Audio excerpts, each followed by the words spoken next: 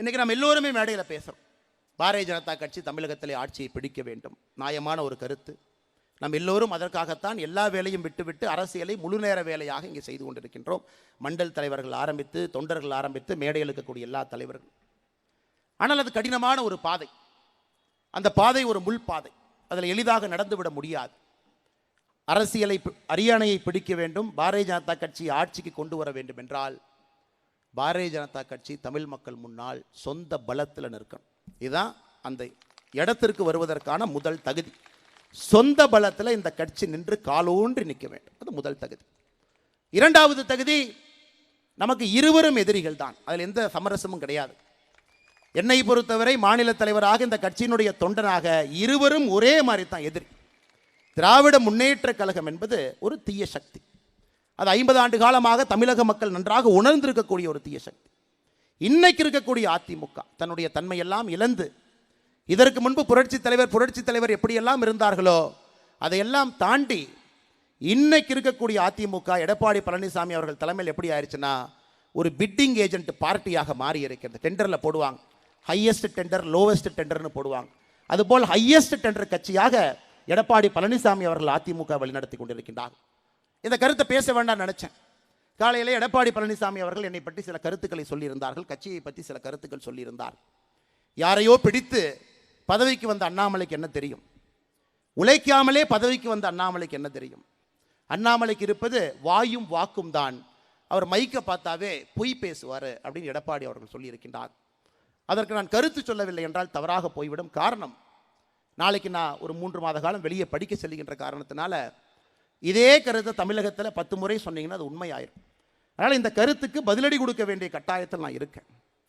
அண்ணன் எடப்பாடி பழனிசாமி அவர்களே, உங்கள் ஊர் சிலுவம்பாளையத்தில் ஒரு மர்டர் நடந்தது. பங்காளிகளுக்குள்ள சண்டையில் ஒருவர் கொலை செய்யப்பட்டார். கொலை செய்யப்பட்ட பிறகு அதே சிலுவம்பாளையத்தில் ஒருத்தர் கைது செய்யப்பட்டார். அதன் பிறகு சிறைக்கு போனாங்க. அதன் பிறகு கைது செய்யப்படாத ஒருத்தர் மேற்கு தொடர்ச்சி மலையில் ஒளிஞ்சிருந்தார். இன்னைக்கு திமுக இருக்கக்கூடிய மூத்த அமைச்சர், அன்னைக்கு அதிமுகவினுடைய அமைச்சர், அவர் கையை காலை பிடித்து அந்த வழக்கை முடித்துவிட்டு வெளியே வந்து சிலுவம்பாளையம் பஞ்சாயத்து தேர்தலில் நின்று தோர்த்த மனிதர் நீங்கள். ஆனால் தயவு செய்து எனக்கு நேர்மையை பற்றி, நாணயத்தை பற்றி எனக்கு நீங்கள் பாடம் எடுக்க வேண்டாம். அதே கொங்கு பகுதியில் அதே பக்கத்து மாவட்டத்தில் வந்தவன், அருமை பெருமை எல்லாம் எனக்கு தெரியும். கூவத்தூரில் நடந்தது கட்சியினுடைய பொதுச் செயலாளரை தேர்ந்தெடுக்கக்கூடிய நிகழ்வா?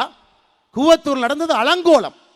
ஒரு புரட்சி தலைவி நடத்திய ஒரு கட்சி, தமிழகத்தில் திமுகவுக்கு மாற்றாக இருக்க வேண்டும் என்று தமிழக மக்கள் நினைத்த ஒரு கட்சி. கூவத்தூரில் நீங்கள் என்ன அநியாயம் பண்ணீங்க?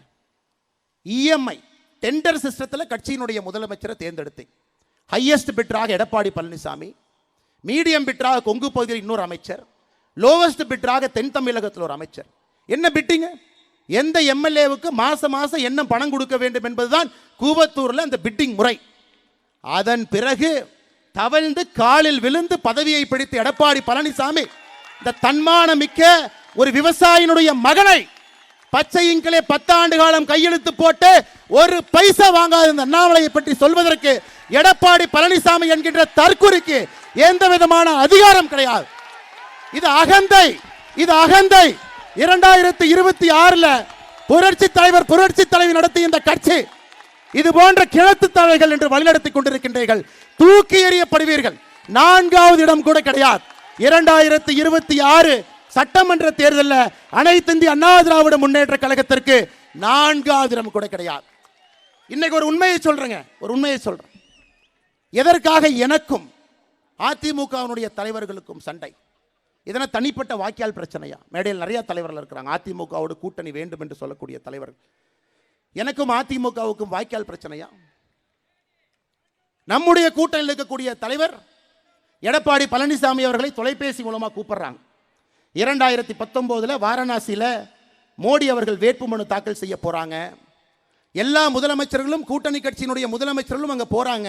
நீங்களும் வாங்க, நான் போலான். அதற்கு எடப்பாடி பழனிசாமி சொன்ன பதில் என்னன்னா, தோற்க போகிற மோடிக்காக நான் எதற்கு வாரணாசிக்கு வர வேண்டும் என்று சொன்ன பதில். இல்லை என்று எடப்பாடி பழனிசாமி சொல்லட்டும். என்னுடைய தலைவனை பற்றி எப்படி எடப்பாடி பழனிசாமி அன்று பேசினாரோ, மானமுள்ள அண்ணாமலை அன்றிலிருந்து கூட்டணி கட்சி தலைவராக எடப்பாடி பழனிசாமியை எப்பொழுதும் நான் ஏற்றுக்கொண்டது கிடையாது. தவழ்வதை பற்றி, ஒருத்தருடைய காலை பிடிச்சு கட்சி ஆட்சிக்கு வர்றதை பத்தி, மக்களால் தேர்ந்தெடுக்கப்படாம மாசம் மாசம் எம்எல்ஏக்கு பணம் கொடுத்து முதல்வர் நாட்காலில் அமர்ந்திருக்கக்கூடிய எடப்பாடி பழனிசாமி, தயவு செஞ்சு இந்த விவசாயினுடைய மகன் அண்ணாமலைக்கு நீங்கள் பாடம் எடுக்க வேண்டாம். எப்படி வர வேண்டும், எப்படி அரசியல் இருக்க வேண்டும், எப்படி செய்ய வேண்டும் என்கின்ற பாடம் எடுக்க வேண்டும். நான் உண்மைதான் பாரதிய ஜனதா கட்சியில் கிளை தலைவராக நான் சேரவில்லை. உண்மைதான் நான் ஒன்றிய தலைவராக நான் பணியாற்றவில்லை. உண்மைதான் நான் மாவட்ட தலைவராக பணியாற்றவில்லை. நான் இந்த கட்சியிலே உங்களை போன தொண்டனாக சேர்ந்தது முதல் 2 திராவிட கட்சிகளையும் அப்புறப்படுத்த வேண்டும் என்பதற்காக. 2வது மோடியினுடைய ஆட்சியை தமிழகத்திற்கு கொண்டு வர வேண்டும் என்பதற்காக. 2 தான். ஒருவருக்கு பாரதிய ஜனதா கட்சியில் ஒரு ஈர்ப்பு இருக்கலாம். அத்வானி ஐயா, வாஜ்பேயி ஐயா, ஷாம் பிரசாத் முகர்ஜி ஐயா, எல்லோருக்கும் ஒரு ஈர்ப்பு இருக்கும்.